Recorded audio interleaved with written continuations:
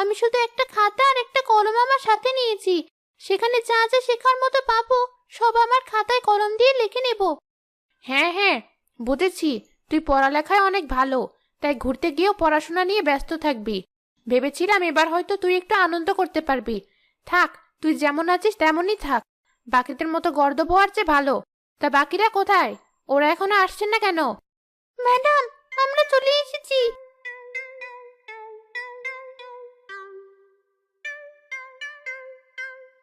Madam, আর বলবেন না, সব গোছাতে গোছাতে অনেক দেরি হয়ে গেল।